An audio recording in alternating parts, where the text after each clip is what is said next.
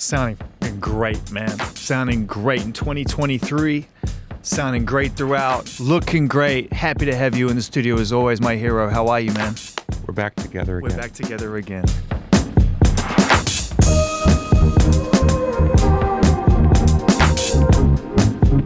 Welcome back to Los Angeles after traveling around. Yeah, you know, I come back to LA and it's like a city of dreams. You know? City of poor people living on the street in tents, and exactly. And you know, the waitress is hotter than anybody I've ever met in my life, but you know, is really bored taking my order, and you know, yeah, I love it here. And I'm so still much. depressed, right? I mean, that's the whole point, isn't it? I mean, you can find depression in every crevice of the city if you go looking for it. But you had some dreams attached to this city at one point. You had a little spot. You made it home for a minute. I lived here at different times. Yeah, I do love LA. I really do. Yeah. I still remember coming out here in '89 when I was a nobody, and I went up to, is it the Griffith Observatory? Yeah. I remember looking over the city. And I was like, you had that moment. I'm going to come back and own this place. Yeah, man, that's so good. I did. I have a picture from that day, and you could see it in my eye. I'm like, I'm coming back here. Can I tell you something, man? Sure. I was staying at the London Hotel on the Strip, which has a beautiful view if you get the right room over the valley that heads towards the ocean. And I did exactly the same thing. I stood on that balcony. I was like, I'm going to come back here and make this city feel real small. You did. As did you. You did. As did You're you. You're running this joint, as they used to say. No, I'm doing all right, man. I'm happy. Look, as long as I get to continue to play music from the people that inspire me and connect and tell that story, I'm super stoked. We've done it for many years, man. And it was really cool hearing, watching you walk in the room while we played that and knowing it was going out all over the world. Can you remember the first time that you ever heard your song on the radio? Well, there was you get played on college radio, but it didn't mean anything because there were only 7 hipsters listening or something. Right. I do have a very clear memory of driving down the road in Chicago and was listening to whatever station, and all of a sudden Cherub Rock started. And it just sounded so massive. Oh, dude. You know what I mean? Oh, yeah, dude. And it was like, oh, yeah. Yeah. Beautiful day, Yeah. You're like, I'm here, man. This is awesome. I mean, talk about a statement intro. I mean, it's like 45 seconds before Jimmy's even let off the leash. Yeah. But the thing is, radio, I mean, it obviously has different forms these days, but it's still the same idea. There's something about the right song on the right day that just seals that moment. Something about the DJ, and you know what I mean? It's like, you're doing it, right? Part of what you do is, hey, trust me to turn you on to what's really happening. And there's something about the relationship between the DJ and the moment, calling the song, and here it comes. That stuff never gets old. Never gets old. I was talking about this to someone yesterday, and we were talking about why we still connect to radio, why I'm still connected to radio and haven't just gone full podcast mode, full playlist mode, broken it down into its individual components. And I still like the unity of it all, right? The idea that we can have a sort of podcast in a radio environment with a song. And I said the reason is that when I play a song, I've never known who's listening. Even when I was at the BBC and I had peak sort of appointment listening era time. Like now, you just got to move with the people. Back then, the people came to you, right? You had the records, you had the time slot. You got millions of people. I never knew one of them. I never could see anyone. And it was never the point. The point was the connection to the music and the feeling that I was somehow able, to your point, share and experience. What's that? You're going to know who I'm talking about. Her name's Jo. She's like a famous UK DJ. Jo Wiley. Right. I was on the Jo Wiley show. Beautiful, you know. And, she's such a sweetheart. And she said, I'll play anything you want. And I said, okay. And it was live on the air. I said, let's play Rain in the Summertime by The Alarm. Beautiful. And she goes, kind of like, why that song? And even her staff assistant, they all kind of made a face, right? I said, trust me. So they played the song. They said their social media lit up and everybody wrote in, what a great song. I don't know this song. How come I've never heard this song? Right? Yeah. That's the power of that moment. And here you have somebody who knows their game. Yeah. And even she was like, you want to play that song? It's my favorite thing to do. And amongst all the new music, he knows this, to be able to say, but have you heard Hum? And everyone's like, who's Hum? Oh, don't get me started on Hum. I got my Hum issues. I know you do. I got my Hum issues. I know you do. From Champaign, Illinois, I believe. Yeah, that's right. Yeah. It was good band, though. Good band, man. No shade, but no shade. Little too close to the bone here and there. Listen, I know what I'm doing. As Chino Moreno once said to me, I went to see, he had a side band. Yeah, Team Sleep.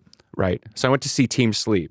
And I never met Chino in my life. And I go backstage to pay my respects, say hi. And as soon as I walk through the door, Chino looks at me and goes, recognize some of the riffs? I love that because I've Right? had conversations with Chino about that. You know, he's a mate of mine now. I'm grateful to say that, and because they're one of my favorite bands. Oh, of all Chino, time, man. It's The real deal. unbelievable, real deal. And they just get like yourselves. They just get better and better. The more they find themselves, the more they know themselves, the further they're willing to travel Yeah. each time. And there's definitely moments on there I'm like, oh, that's got a little Billy to it, and he's just like, oh, come on, man, what do you want me to tell you? He's what do you want me to tell you? You know? Yeah. God bless. God bless. You seem to have found a way to play along in it as you've kind of matured as an artist as well. Like in the beginning, have you? But you know, we talk about Chino and we talk about bands, and I know that you've been you know supportive to a lot. I see you in photos with other artists. I never would have. You were not that guy when I first met you. You were no. You were so competitive. You were Everybody just was the enemy. Everyone was the enemy, Including you. Yeah. Although I killed you with kindness. Out You the gate. did. You did. You always have a soft spot in my heart. But no, everybody was the enemy. I'll take responsibility, but the business was set up that way. Yeah. The beautiful thing about the way the business works is it really should be artists supporting other artists. Like, for example, we just did World is a Vampire in Australia. Amyl and the Sniffers, I don't know if you know that Love band. them. This is classic, right? I hear all the hype. She's the new Iggy Pop. She's the female this. She's the blah, blah, blah, that. And I'm thinking, I've heard this so many times. It doesn't mean I was doubtful, but I'll wait till I see with my own eyes. I looked at her for 10 seconds on stage and I said, holy mother of God. Yeah. This is a true rock star. Yeah, for sure. Great band. Yeah. And that's the power of rock and roll. So somebody asked me after I saw them play, an interview, you know, kind of what do you think? And I said, see, this is the problem with comparisons. There's only one of her. Yeah. She's not anybody. That's why she's a star. I call it one of one. Yeah. She's one of one. Yeah. I think that's what people really are after. But, you know, we live in this business where it's like, sounds like. Yeah, what we're doing is we're creating an identity for you, and all you're trying to do is find your own. So it creates this conflict where you're like, I'm Billy Corgan, and this is my band, and we're outsiders and have been from day one, and we're all trying to get you on the inside, right? We're all like, they sound like this, they do this, they're compared to this, they're compared to that, and you know, you're right. I was the enemy. I've been a part of that experience as a young broadcaster or whatever, trying to find my way to put context around things. I think context is a bit overrated when it comes to, you know, artists in some respects. Well, it's difficult because, you know, we're all stretched for time. And when you're on a streaming services and you look and go, if you like this, you'll like this too. And I'll click on those sometimes and I'm oftentimes pleasantly surprised. So it's not the worst thing. But contextually, like when we started, people were like, I remember reading reviews. They're like a weird cross between the Black Crowes. You know what I mean? You'd be like, the Black Crowes? What? Like, No shade to the Robinson brothers, but the Pumpkins? I was like, the Black Crowes? Yeah. No, you were way more goth than that to me. Certainly on Gish, I felt like you were like America's new sort of gothic alternative supergroup. I love me some goth. You know? Yeah, I mean, to me, it was more of a direct connection if we're going to play that game to Wayne Hussey than there was to Chris Robinson. I was just talking to Wayne Hussey about a week ago, actually. Wayne's a bit of a mate, and you know what I like about the world that's coming is the gatekeepers are dead, and now people are figuring out who the real bands are. So, you know, when I used to make the case for Echo and the Bunnymen or Sisters of Mercy or Susie and the Banshees or whatever, people are like, yeah, but of course they knew the band that was the imitation band that sold a lot more records. Yep. Now that all that's dying now. So that's good because the real OG bands are going to get their due. Hopefully for some it won't be too late, but at the end of the day, as long as they get their due. And you see it even out right now with Susie back touring after, you know, for the first time in 10 years. She's getting her due. She's a super important pioneer. Kate Bush, one of one. One of one. Susie, one of one. Robert Smith, one of one. Ian McCulloch, one of one. I like in Bono's new book, he cops a little bit to the Bunnymen influence. Yes. Just a little bit. I liked that too. I enjoyed that book. I'm reading it now. I really enjoyed it. I thought it was really good. And I think, you know, that's a band with a road traveled my days. I mean, and still traveling. And I thought, you know, He had so much ground to cover, and he accepted responsibility for some of the things that the world felt were misses. But he did so in a way that was like, what is life lived if Don't not? give away the book. know? I'm still reading it. I'm No, about nothing specific. Nothing specific. Can I tell you a good story? Just a little accountability. Do you want to hear a good U2 story? Yeah. I'm over in Dublin circa 2000, and I go to visit Bono at his house. It's Avrodor. No, it's later. Like Machina times. Machina. We stayed up all night, and in the morning, for some reason, me and him are the only people up. And he says, I want to play you something. We're going to have to go out in the car because I don't want to wake the house up. So it's me and him like freezing in the driveway. And he pops in and he's playing me what became the It's a Beautiful Day album. And it's kind of not all the way there, but sort of there. And he goes, tell me honestly what you think. I'm like, you really want me to give you my opinion? And I told him what I thought, and they actually used my advice. And he let me know later, like, hey, we used your advice. And I thought he was just being nice, you know? And then you heard it. So fast forward a couple years, I'm somewhere, and I run into Edge in a hotel. And we're waiting for an elevator. Oh, how you doing, mate? Good to see you, Doug. And he goes, hey, I got to tell you that advice you gave on that stuff really helped. Wow. I was like, me? Are you kidding me? This is the biggest insight, though, for people that misunderstand, this aspect of U2. I think you just gave a really powerful observation, which is not only do they deeply care about their music, like deeply, deeply care, almost to the point, I think, of implosion. But they are also fantastic collaborative spirits. Like they are open to that. And when Bono asks you, he's genuinely serious. It ain't some kind of fake entertainment showbiz. He wants to win, Yeah. which is something admirable in him. And he's not too shy to take an opinion. Speaking of winning, you've done a lot about, Done a lot of losing too. Yeah, but you know what though, man? Again, that's life lived, right? That's a life lived. And when you've also built a lot of your journey around the concept of competition. We talked about the competitive beginnings of the Pumpkins, that moment on Griffith. Leaning into wrestling, which is, a more playful side of it, but still deeply competitive. And again, misunderstood in terms of how serious people take it, right? People think it's pantomime. It's not. It's deeply serious. You know that. You're invested. And I wonder what winning and that side of your personality, what is your relationship with that now at this point with the Pumpkins? Well, I think it starts with God. I think you have to understand that God gives you an opportunity in life. Mm-hmm. And if you believe in God like I do, I think God wants everybody to win, not just people who've been touched on the head with some ability to sing a silly song, right? I think God wants everybody to win. So, as I like to say a lot, live your dream. So, when you talk about the competitive spirit, if God gave me talent, then the competitive spirit in that would be I want to win the Super Bowl, but not at the expense of someone else. I want a fair fight, and if I beat you, I beat you. Mm. So you know me well enough to know that when it's all said and done, I want the Pumpkins standing on the top of the heap of our generation. Mm. And if that means I got to write 800 songs to do it, I'll do it. I ain't shy about that. Mm. I will go down always as saying Kurt was the most talented guy of our generation. Kurt had so much talent, it's like frightening. Yeah. It was like a John Lennon level of talent where you're like, how can you have all this talent? Yeah. Or Prince, right? Yeah. But Kurt's not here, sadly. So, so I looked around and I was like, all right, well, I could beat the rest of them for sure. It's not only Kurt, man. Sometimes I catch myself listening to my favorite albums from that era. That's because you're getting old. Oh, dude, getting.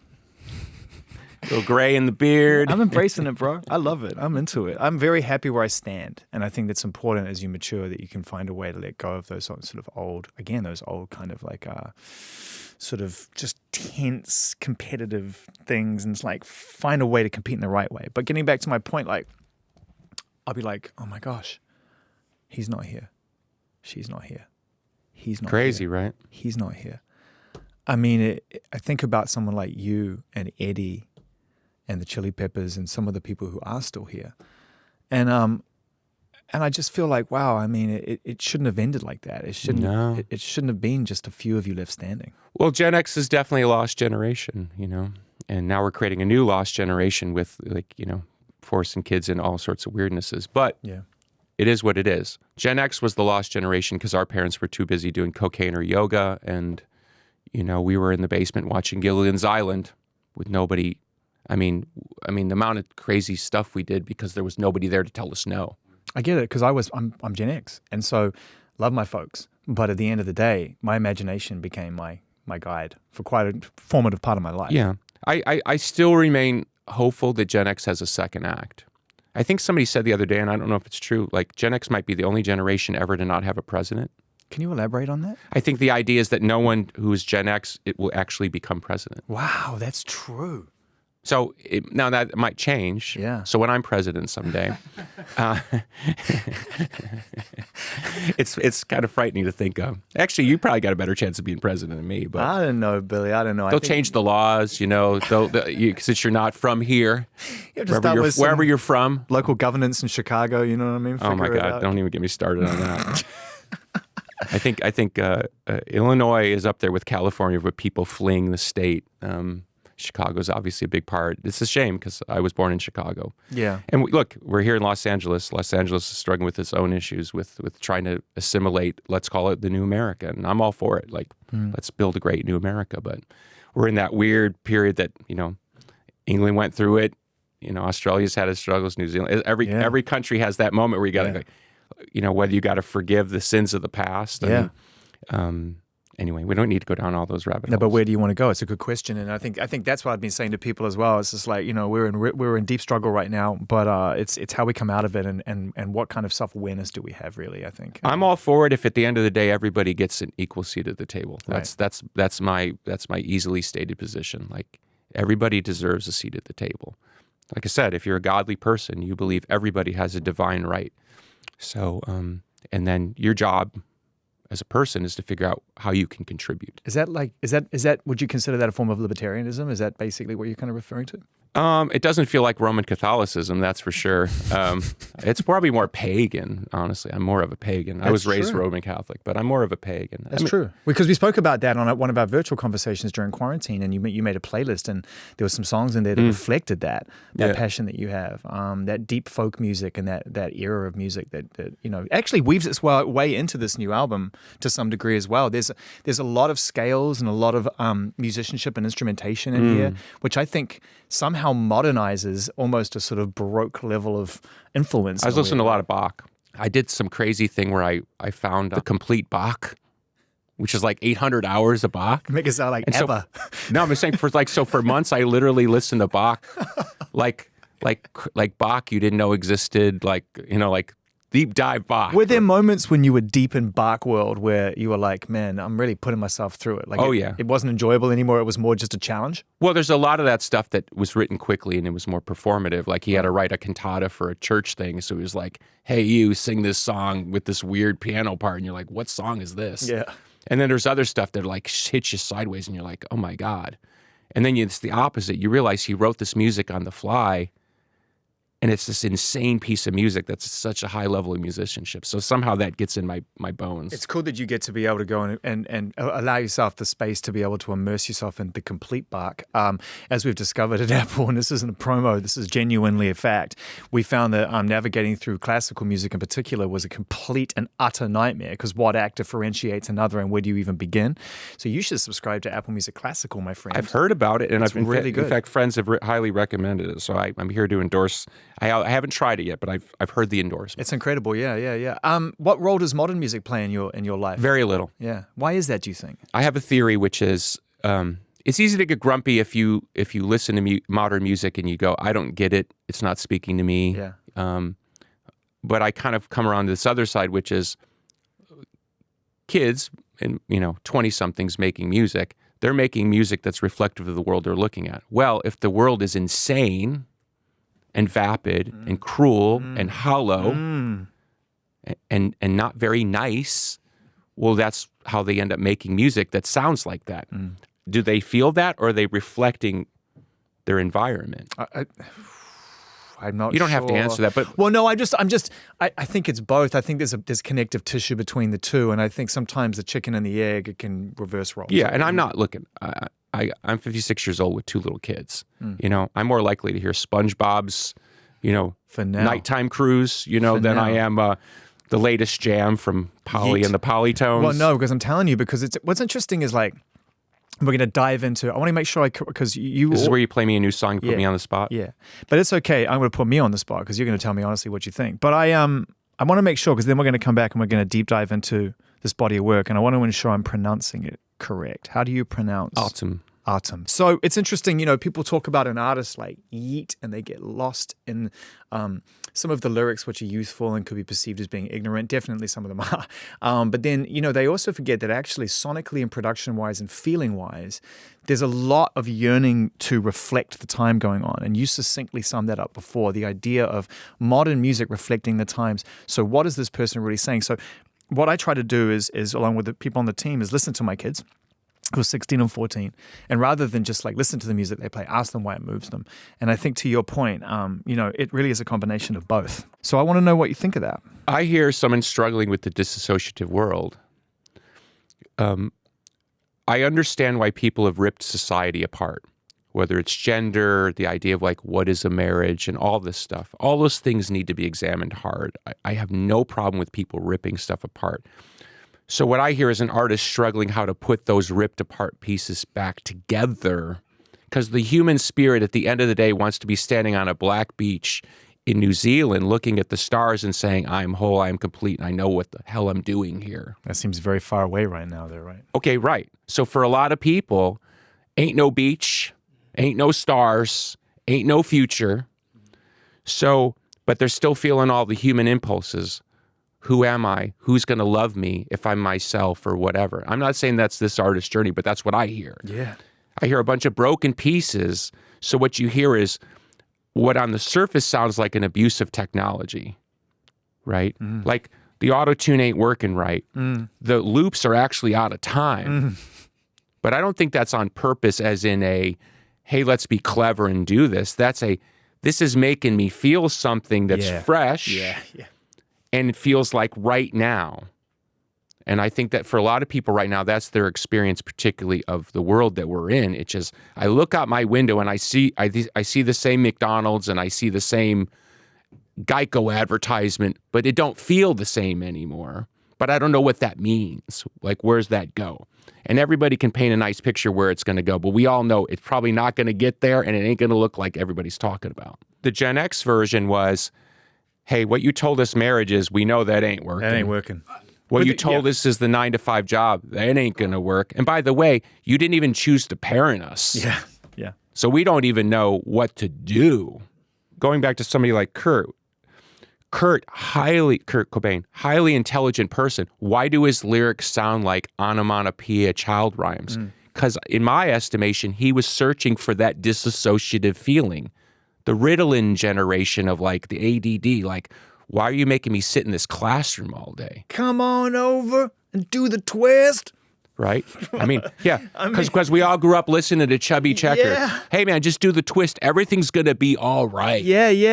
But I love you so much, it makes me sick. I mean, this was, those two things combined together say everything, to your point, to his talent. Yeah. So my version of disassociative, as through the years, is a little bit more complicated, which makes bearded journalists from Brooklyn, have to go to their therapist.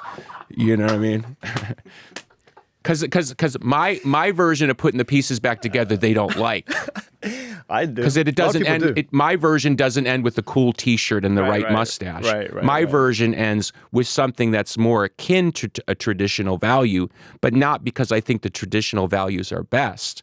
There's something in the human condition that at the end of the day believes in union and believes in family and believes in community. And that's what I always got from listening to your records, and actually was and remains one of the most emotional parts of the Pumpkins puzzle, is that you are dedicated to resolve. Absolutely. And resolution, and that you search for healing. So that's my big argument.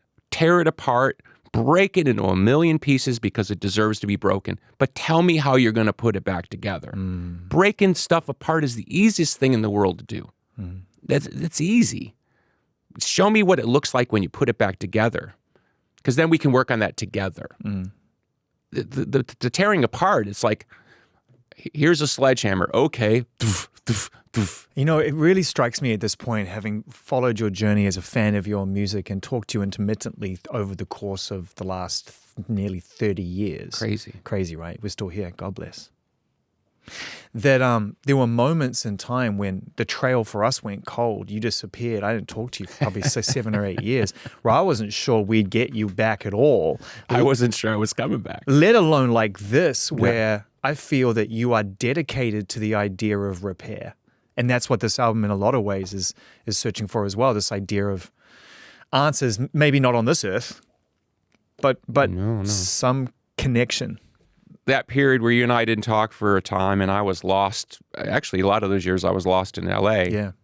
The issue for me wasn't, you get in these boardrooms and it'd be like, bro, make Siamese Dream 2 and everything will be okay. It's like, no, you don't understand. That ain't going to solve the bigger problem. Yeah. You know what I mean? It's the biggest mistake the entertainment business makes over and over again is it only deals with the known. But artists, true artists, like the person you were playing, true artists are seeking something that doesn't exist. Yeah. It's super uncomfortable. Yeah. Well, because the industry's, there's no financial security in the unknown. No, of course not. So it's like, we got to try and put this into a framework we can understand. So they're more likely to reward a sociopath who will stand where they want them to stand, say what they want them to say, and do what they want them to do. And so those years were, to some degree, you just connecting from that experience and trying to find where you truly stood. Well, I built something that was successful and it endures.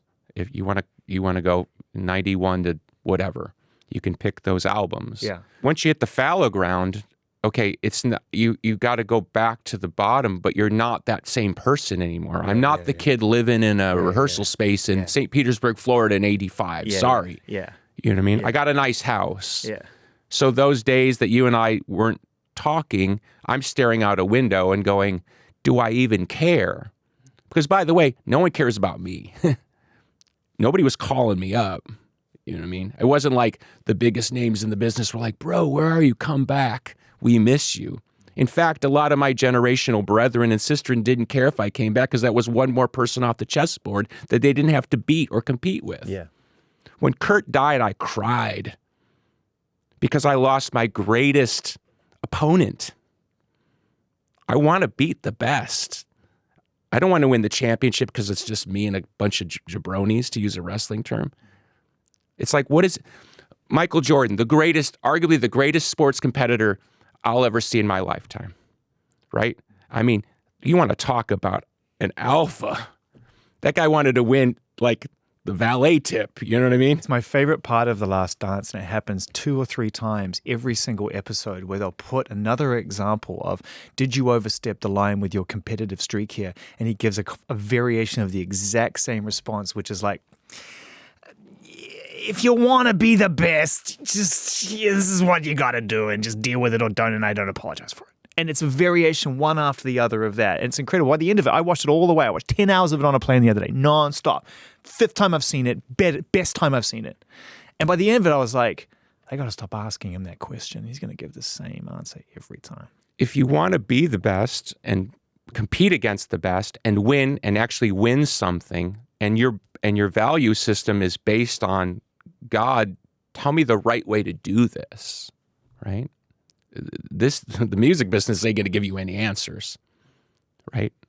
So that's how you end up with artists doing disassociative music, because they're caught between worlds, and just the way it is. So that's back to your original question. When I hear music like that, I hear that artist struggling with, I'm here, I've made it, I'm in the game. And that Zane Lowe is listening. Everything's hopping, baby. But that is why the kids are responding to it the way they are. God bless them. Because they are feeling the disassociation within that music, and it speaks to them, and they don't feel quite so alone. And that is where you fit in, and Kurt fits in, and Patti Smith fits in, and the greats fit in, and Echo and the Bunnymen fit in, because you make this music that, when I was on that beach trying to fit in, I had Ocean Rain. I was like, this is going to be my ticket to ride. Don't hate the player, hate the game. Did you ever meet Jordan, or did you ever? Oh, yeah. Oh, yeah. You got a good Jordan story? I got a few Michael stories. I'll tell you something that comes to mind. So I was friendly with people in the team atmosphere.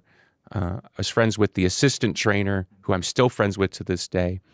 And that particular season, which was Michael's second season before he retired, and obviously he came back with the Wizards. But I went to, like, I think 16 playoff games in a row, even including the road games. I was flying with the team. I was staying in the team hotel. So I was around it.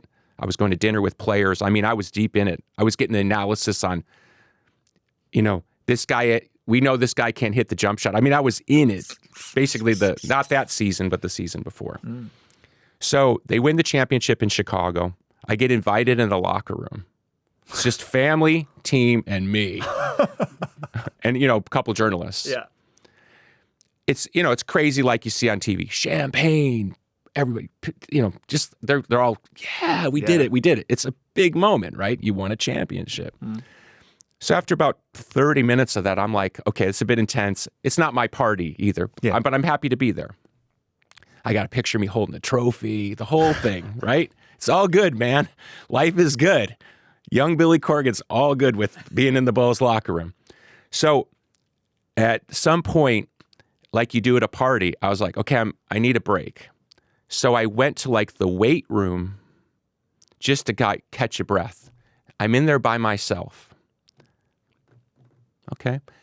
Here comes Mike smoking a cigar. And it's just me and Mike. Because he's doing the same thing. So he looks at me, and he knows me a little bit. Yeah. And I even hung out with him one night. So it's like, but it's his moment. I mean, it is his moment. And he gives me that look like,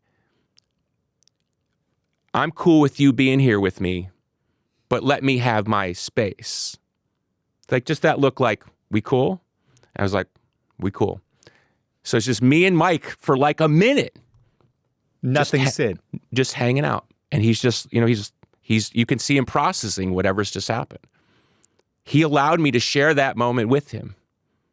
I'm like, this is pretty cool, right? 1 minute goes by. I wished it was 500 minutes. Here comes everybody, because it's him. Yeah. Here comes the press. Yeah. Mike. And you could just see him shaking his head because he only got that 1 minute. This moment is gone. But he allowed me to share that moment with him. That's what's cool about Mike. Mike operates on these other levels that most people will never see. And I've been around him enough, a little bit, to see that other level. And if you know that level, you understand the intellect that drove the whole rest of the kingdom and continues to drive it. That's why he's the best. I'm not stupid enough to ever create a hierarchy of my favorite band's favorite songs, especially when the founding member and songwriter of my favorite band who wrote those favorite songs is sitting in front of me in a throwback Zero hoodie. But I'm just going to say... Got to sell the merch, bro.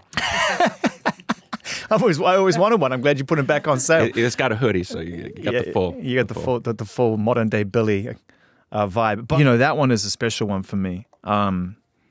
Because that is one that I go to when I'm really down. Oh, I don't. You get down? Very much so. I don't go to the ones that necessarily take me deeper. I go to the one that I want to try and drag me by the scruff of the neck and out.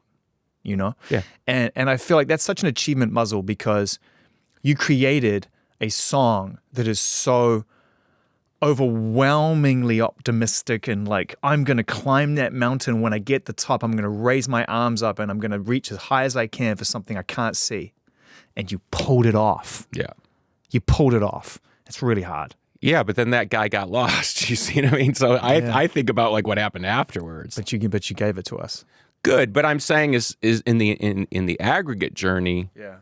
That's one moment where you're like, okay, I get it, I got it, and then it's like that great Coelho book, The Alchemist, right? The whole story of the book is you got to go back and you got to dig under the tree that you were standing next to at the beginning. Huh. I figured out by the time I was 28 everything I ever needed to know in this crazy world of music and entertainment. Yeah. And I lost it and I regained it and I figured it back out. And now I figured it out a different way that has a lot to do with family, including the family of the band. Yeah, which is a very important piece of this era. I mean, you have blessed us with incredible music in the last few years. We've talked about it. You continue to be productive. You hold on to the founding members of the band that remain, and Jeff as well, which is beautiful. So it wasn't like, hey, in Through the Outdoor, it's like, nah, man, this is the crew. This is our 5.0. I was trying to count them this morning when I was getting ready to come to work. I was like, I think they're at a 5.0. Well, Deep Purple used to call it Mach So we're Mach 5. You're Mach 5, Yeah. right? You're Mach 5. And you're exploring territory, like I said, as a writer and from a conceptual point of view, which people at this point in their lives just are not doing. You are moving into that world of the bands that I think truly inspired you. You know, the Rushes and the bands that kind of were unafraid to keep pushing boundaries, and you refuse to settle. Refuse. It's just not in me. I think if I ever was to wake up and look in the mirror and think I'd given up and as we used to say, phone it in. Yeah. I think that would be the end of me. Like psychologically. Yeah. It's just not the way I'm wired. So when you're immersed in a 3-act album and you're trying to create a through line, which there is, by the way, Yeah. remarkably, given how much music is on this record, how do you stop yourself from getting lost? How do you find your way out? You don't. I think, and I'm not trying to be disingenuous with my answer. Think of life as a journey. Jimmy Chamberlain, the great drummer of the Pumpkins, when I was struggling as a young parent, not young me, my kids being young, I wrote him in a moment of desperation. And he said, the thing about parenting is there's going to be good days and bad days, and you just want to have more good days than bad days.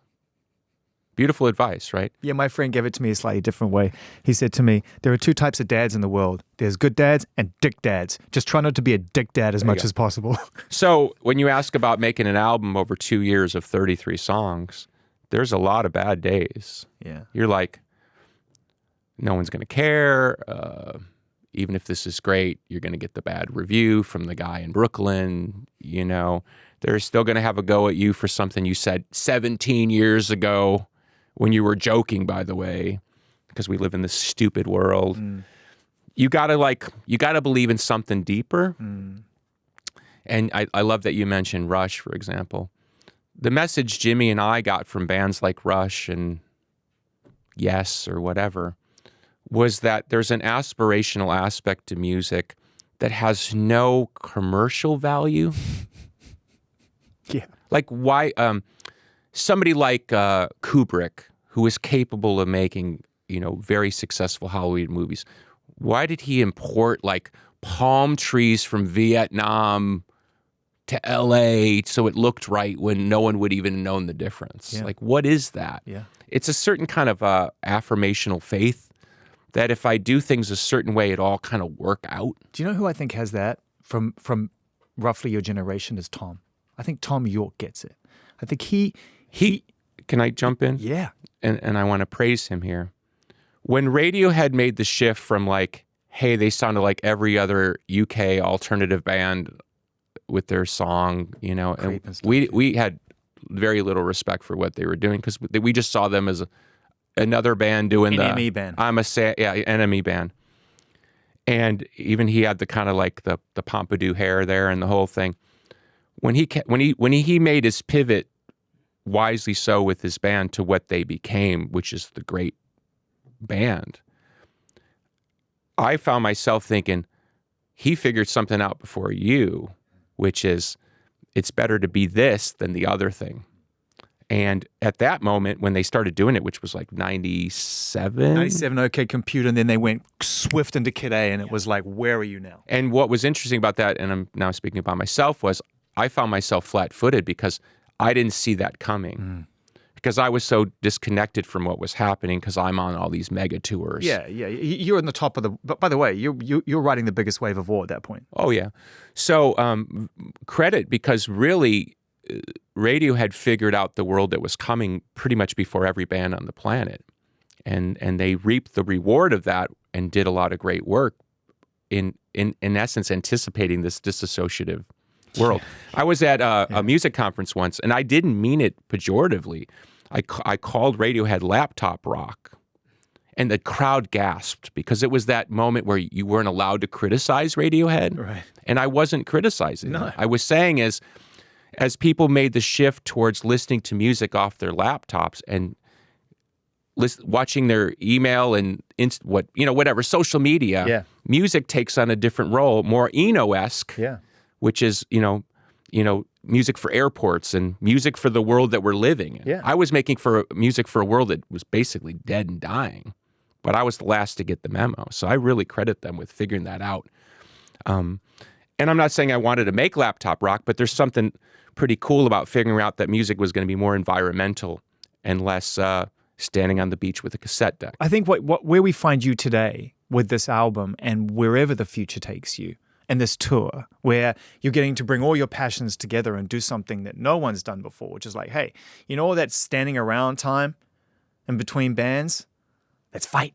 Yeah. You know, and I love it because what it is it's like now we're getting a true, genuine, confident, self-confident, I should say, reflection of who you are and what truly drives you. And this album to me is the most internal experience in terms of where you want to take us, not where you think we want you to go. The rest of my life is about that. I think there comes a moment in every artist's life where you have to stop serving and it's more about your own individual journey. And if you have faith in yourself, which I should have after all these years, then you should trust that there's enough there for somebody to pay attention to. There's something about the act of servitude which is fine. When you're young and you want to win, great. You do the thing you got to do and you say the thing. That's fine. But there comes a point where it gets a little bit skeezy. You know, you don't want to be the old goth guy at the club for too long. Did that sum it up? Yeah, beautifully. We've all seen that audience. You know what I mean? Dude, I had to make that call. I'm not going to be the guy DJing in this club. And, 10 years ago, I had to make that call. It was like, there's something else out there I need to go explore, risk or otherwise, because being here in 10 years' time is not it. So on a much smaller scale, I get it. I'm always so happy and excited to see you, which is crazy because I even read a recent article that came out either beginning of this year or end of last year, and it started with the same old like, you may know Billy is the guy in the 90s that said this. And it was just like, oh, God, man. I mean, he just must be smirking through this whole thing. But then they were very, very, very, very sort of respectful. But let me stop you there for a second. You know? Why do they need to keep qualifying that? Right, exactly. I recently was doing an interview with Rolling Stone, and the guy thought I was complaining. And I had to explain to him, like, look, your world is hanging on to a part of me that's long gone. Yeah. I run a tea house. Yeah. I run a wrestling company. I got 2 little kids. Yeah. I got a lot of other stuff going on. The misanthrope has left the building. Yeah, he's gone. You got plenty of albums there if you want to listen. There's plenty of YouTube videos of me complaining. Do you know who said this beautifully? And I think this is a really nice way to put it. When I spoke to Neil Young, most recently was Neil and Rick and up at Shangri-La. It was really awesome. And there was a bit of an encouragement to discuss Harvest because we're getting into an anniversary. And I always follow Neil's lead, which I learned very quickly. The first time I spoke to him is always follow Neil's lead, right? Don't listen to anybody else. Just be in the present moment with Neil. He'll tell you exactly where he wants to go. And so he allowed a quick, brief discourse about Harvest.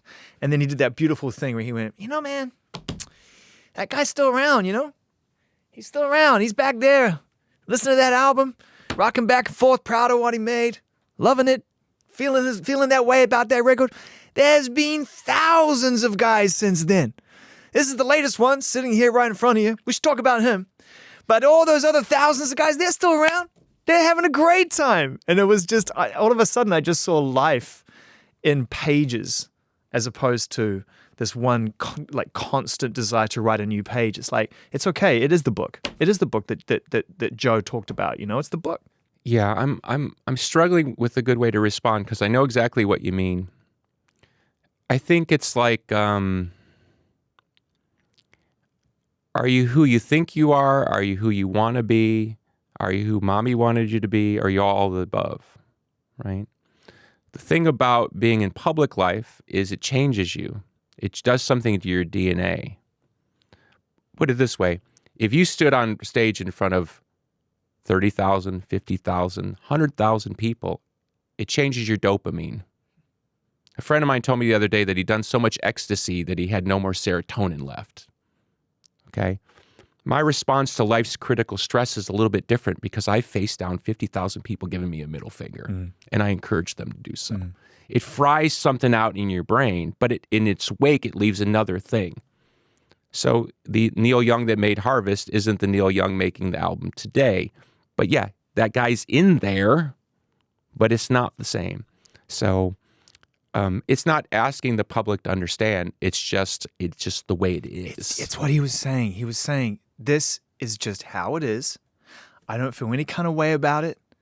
All I know is that the guy sitting here in front of you now, giving you gentle ribbing about being in tech, is me.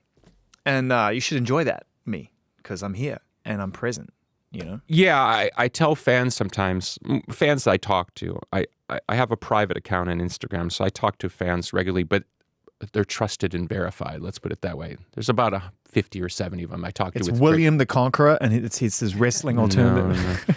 No. But, you know, I joke with them because, you know, in exchange for their access to ask me, you know, the Siamese zombie questions, you know what I mean? Yeah. You know, I'll tell them, you're going to miss me when I'm gone. And what I mean by that is when I leave the chessboard, you know, I know what I'm leaving behind. I realize that they can't quite understand what that means. Does that translate to you as somebody who's known me for 30 years? Yes. I think it also, for me, puts in perspective how you relate to those versions of yourself and give yourself a purpose of being happy now. It's like, it's cool. Like, you'll miss that guy. We've all seen the movie where a common person is put into an extraordinary circumstance and they must respond. Okay? I was ill prepared for fame. I wanted it. I encouraged it. I bled for it. But when it came, I was like, oh my God, this is weird. And it's never stopped being weird. I'm not saying I'm a normal person. I'm not saying I'm an extraordinary person. I'm just a person who was put in a situation. It changed me. And so I don't need to apologize for it, but I'm just a nerd. You know what I mean? I am. We're going to miss you when you're gone. You're going to miss me when I'm gone. So I'll still call you, though. Yeah, I was going to say, don't go anywhere.